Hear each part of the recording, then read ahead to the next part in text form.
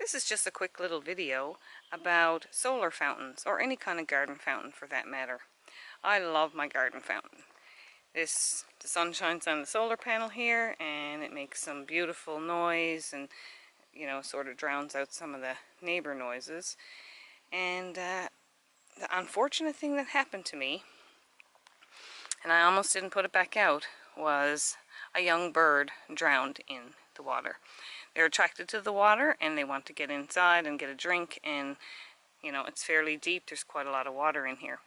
So what I did this year, and if you have a fountain or some sort of water body, especially during the season when young robins are on the go, you might want to get a little bit of mesh.